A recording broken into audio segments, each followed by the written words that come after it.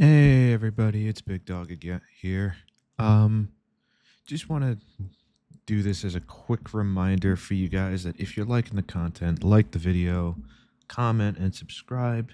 Really helps out the channel, lets me know you like what I'm doing. I'd greatly appreciate it. All right, on with the show. And here we go. Welcome to everybody. My name is Big Dog here. Welcome to another episode of Doghouse. This is episode 194. Excuse me. And apologies I wasn't around yet last week to stream this live, but I was, like I said, had a really busy day. I had a fairly busy weekend. So again, apologies.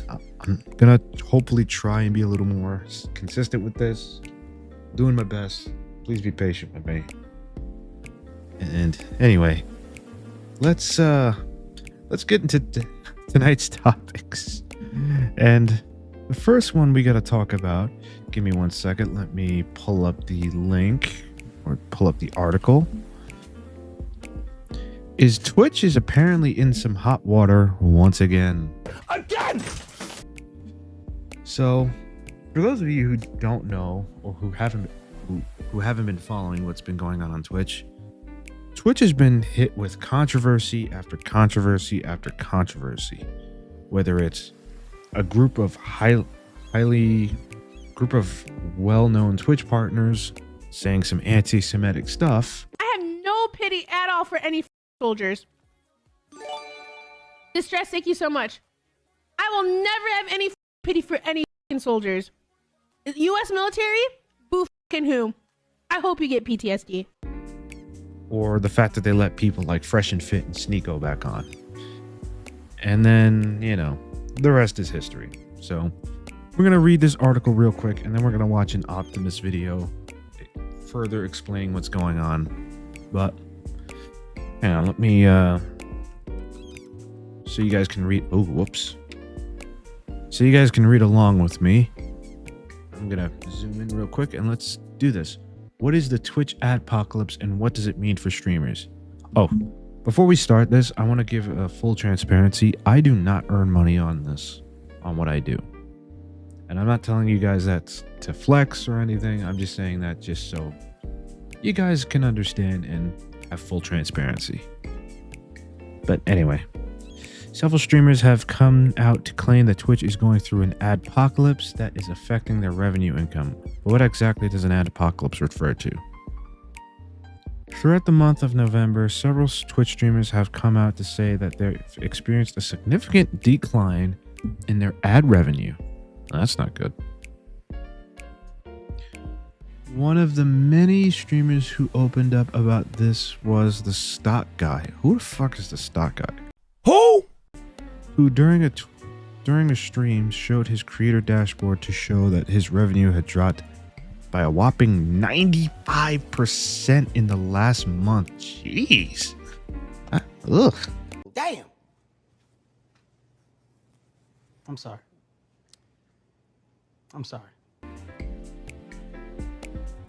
From over 100 a day to 15. God damn, that's a substantial amount.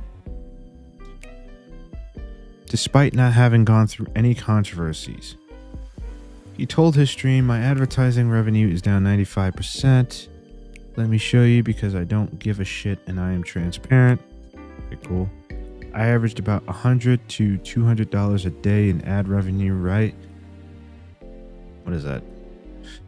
Hang on a sec. Let me do some quick math. So, shut up, phone. So $100. Let's go with the low number, $100 a day. Multiply that by 30 cents. $3,000 a month on the low end. That's before taxes, I'm assuming.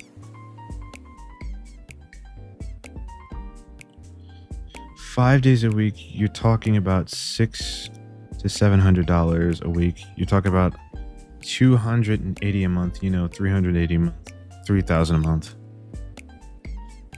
Yeah, that's about right. that per year. Sorry, hang on. I just want to confirm that I'm right. So 3,000 times is 12 months in a year. That's not terrible. From just Twitch alone, that's not terrible. It's about 36,000. It's not terrible. Give or take taxes, of course. What? Jesus. Anyway, what is an ad apocalypse? An ad apocalypse refers to a reduction in ad revenue across platforms.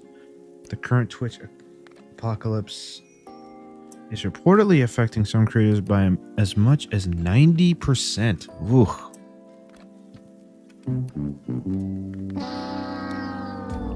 That's bad. Industry experts, including Devin Nash, have previously linked the issue to polarizing political content on the platform. Here we go. It usually happens when advertisers perform a mass boycott and stop paying the platform or certain creators because they don't like or agree with content that their ads are being shared with.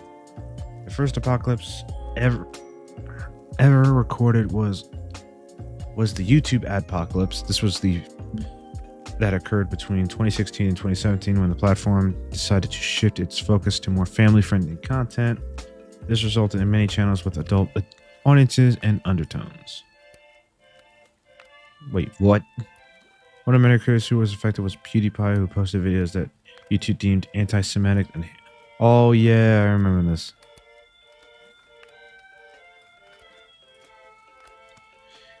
Monetizing it now. A similar thing is happening to Twitch, and it's being claimed that several advertisers are looking to leave Twitch due to the platform's association with extremist or anti-Semitic content and beliefs.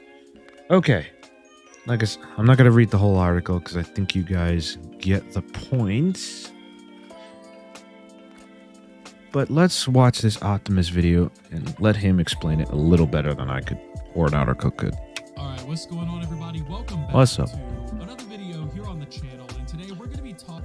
I have not been playing Black Ops 6 lately, by the way. I gotta play it because I gotta get some footage for the video review that I have to do.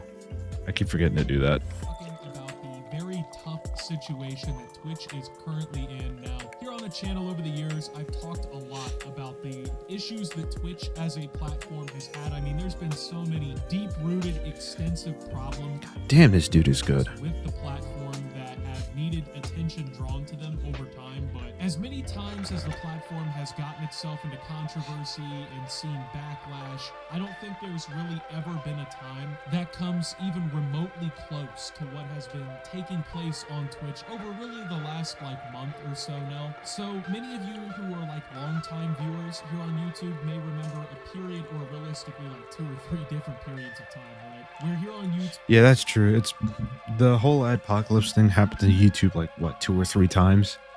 It was kind of crazy. YouTube creators were talking about the adpocalypse, where basically advertisers that typically would promote their products on the platform and would give ad revenue to creators and to YouTube ended up performing advertiser boycotts due to, several different controversies that happened. Now, basically, as we're speaking here, Twitch is going through the same thing. Now, honestly, I think what Twitch... Going through it is an understatement. They are now hemorrhaging it, man. It's bad. Going through might actually be magnitudes worse than what YouTube went through. So yeah, YouTube had its apocalypse situation. It was all in the news. It was all over the mainstream media. There were some really major companies, like Fortune 500 companies, that were pulling their ad spending off of the network. It was a real situation, and obviously YouTube, they did what they thought they had to do. They cracked down on a lot of different content. They've tried to work to combat misinformation and all the other hoopla. For better and for worse, they've made a ton of changes, okay? So now Twitch, like I said, they're kind of going through a similar situation where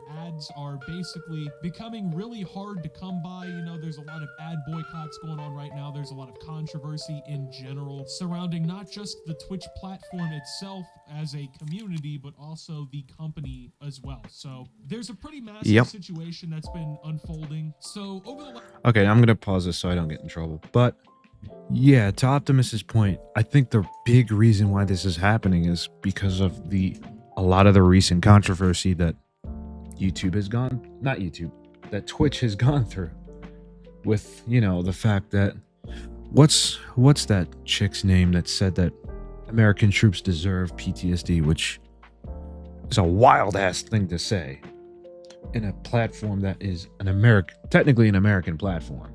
Like, Twitch is owned by Amazon, which is an American company. Whether you want to admit it or not, but like saying that to U.S. soldiers is insane. Last few months, it started to That and that whole stream that they did where they were like rating Twitch streamers, and they rated Ethan Klein really low because he was Jewish, become which more and more apparent to not the cool, general man. public and to a lot of people online just how bad this situation going on with Twitch has actually gotten. So Yeah, it's gotten basically, bad. Twitch is in the midst of a massive anti-Semitic controversy on the platform. It unfolds really There we go. two major different points of view here. So the first one being there are several of the big streamers, especially political streamers on Twitch, that lean Hassan Piker. very far more so left. And so obviously there's a lot of geopolitical shit going on in the world right now, one of the major events being the whole Israel-Palestine conflict. Now a lot of these Yes, the dreaded Israel-Palestine conflict, which, before you ask, no, I will not say anything about it. Stop asking. major political left-leaning streamers on Twitch have gained a bunch of controversy for many different statements that they've made regarding, you know, What's up a little things bit? that happened on like October 7th, where, for instance, people accuse Hassan of like basically denying that the entire like, you know, sexual assault situations happened in that entire conflict and whatnot on the Israeli civilian side. And these kinds of like messages and these like, you know, more pro-Palestine, anti-Israel sentiments that a lot of these content creators have shared, it's kind of gotten under a lot of people's skin online. You know, they think that it's anti-Semitic. They think that, you know, these people are They think it's kind of anti-Semitic because, to a degree, it is. Like, there's no. And this is the thing where I find it funny that these streamers would tell you that doing what they do is harder.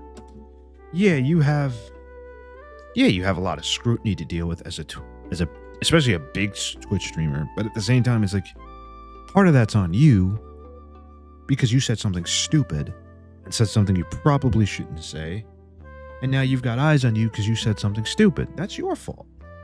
Like, a lot of that is just stay in your corner and do what you want to do, and don't say anything about political shit. Me personally, I don't like talking about political stuff.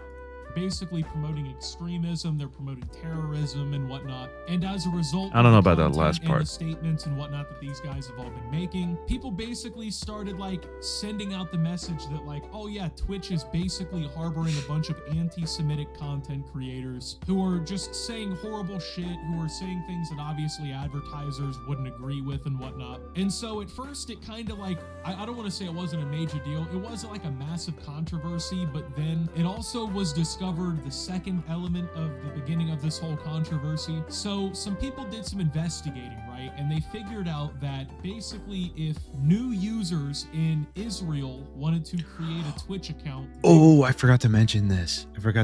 Part. Listen carefully. Listen carefully. incapable of doing so. And it ended up getting revealed that basically Twitch had some sort of like policy or a ban in place that basically didn't allow Israelis to create accounts on the site. Now, coupled with Which, in my opinion, is absolutely batshit crazy. You're blocking an entire region from creating accounts on your website just because, like, if they did this with Russia, that'd be one thing, because Russia's been doing some weird shit. But Israel, the fact that, you know, all these people think that there's this like anti-Semitism problem already running rampant with like the platform creators and whatnot. It really didn't look great for Twitch when you're combining all of these factors together, right? So it ends up kind of combining into this one big massive situation where now Twitch is being accused of not only just like hosting anti-Semitic viewpoints and like hosting the anti-Israel statements and like, you know, the anti-Jewish statements and whatever, right? But Yep. also they're now getting being hammered for also apparently personally as a company preventing and being biased towards like Israelis creating accounts. So which is a really stupid move. now I'm sorry. I hate to keep pausing, but I have to. But that's such a dumb thing to do. Why are you picking a side in a political arena? You really should not be doing that, in my opinion, of course. There's been many creators on Twitch over the last couple weeks that have basically become like very panicked, right? They've been sounding all of the alarm bells. Now, some of these guys, okay, are reporting that their advertisement revenue on Twitch when they stream is declining by figures as much as 85 to 95%. So Woo!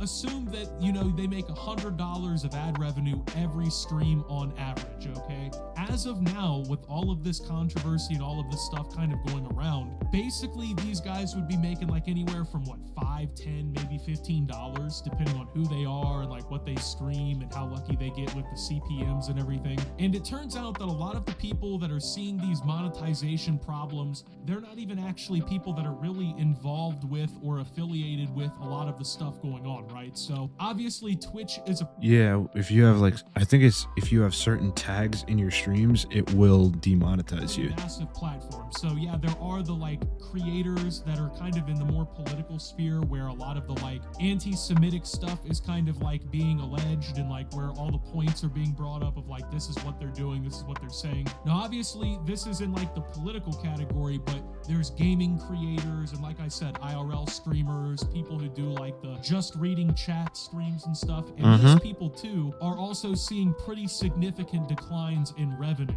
And obviously this is not a good thing for Twitch because it's kind of more or less at this point where it feels like they're damned if they do, damned if they don't. Okay, now what I mean by that is, all right, I think you guys can kind of get the point of all this. Basically, Twitch is going through it right now, and I hate to say it, but they've only got themselves to blame here. Like, this is what happens when you pick sides in these kind of conflicts. Advertisers get really skittish, they get really frightened, and they're like, uh-oh, why are they picking a side? They shouldn't be picking a side. Let's get out of here before we get lumped into that nonsense. So advertisers do that. Now, if you want to have a conversation of whether or not that's fair, understandable. But this is how it is. This is how it is. I'm not saying it's fair, but it is how it is. If you're going to say something that's extreme, a lot of times people are not going to want to deal with you. We try to say the same thing to Sneeko. We try to tell Fresh and Fit the same thing. We try to tell Andrew Tate the same thing. People don't listen. Guys, be careful what you say online because it will affect you. Sometimes positively, in a lot of cases negatively. So, yeah. That's that for the whole Twitch debacle. Now, I know you're probably asking, well, Big Dog, are you going to be streaming on Twitch all the time? Because with all this controversy that you keep having, or not me personally, but the platform keeps having. And the answer is, well, I don't know. Personally, I might keep streaming on here. I feel like I should keep streaming on here. But if it comes to a point where you guys are telling me, yo, get off of Twitch, man. This platform sucks. It's not great for you. You're not growing. Move back to YouTube. I'll say, sure, I'll move back to YouTube. Well, I know you guys are going to let me know either way. So I'll be around whether you like it or not. Anyway, let's move on to the next topic. Now, recently, the Andrew Tate, I don't know if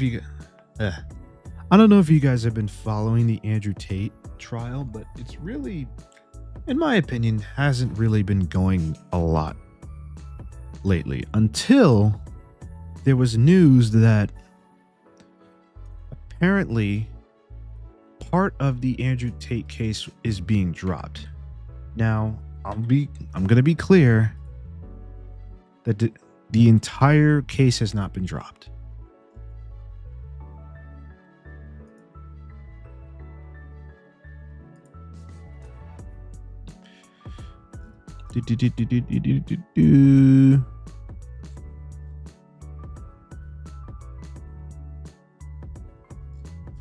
No, that's not it. Sorry, hang on a minute. Where was I? Oh, so yeah, recently there were portions of the Andrew Tate case that have been dropped, and I believe it was the trafficking of a minor portion that was being dropped. Now, to my knowledge, they are still on human trafficking charges, and the case has not been completely dropped. Just that portion has been thrown out. But I'm not going to talk about that. I'm going to talk about something I was looking at while I was looking for the article on this, and I thought it was kind of hilarious. Apparently, his hackers breach Andrew Tate's online university, exposing 800,000 users. Come on now, dog. Come on, man.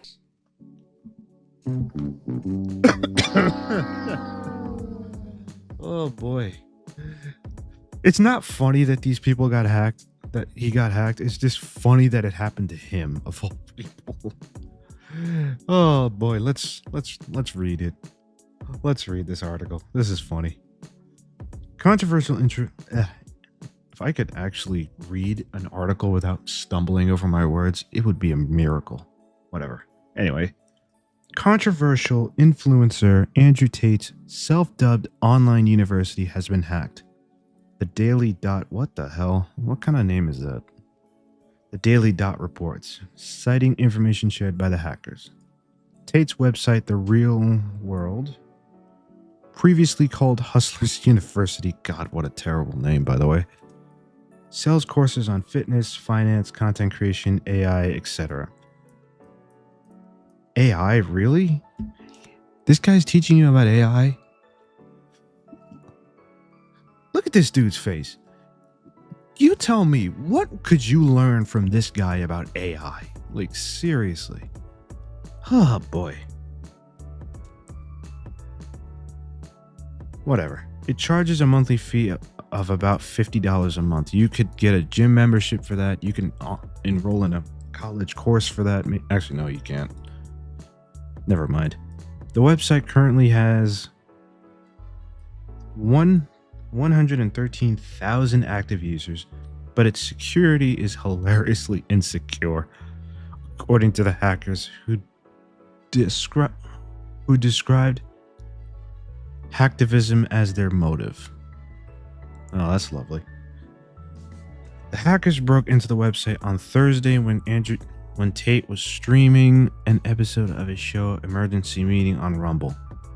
Yeah, because nobody else wants to deal with this guy. But anyway, they accessed the platform's primary chat room and uploaded new emoji such as a transgender flag, a feminist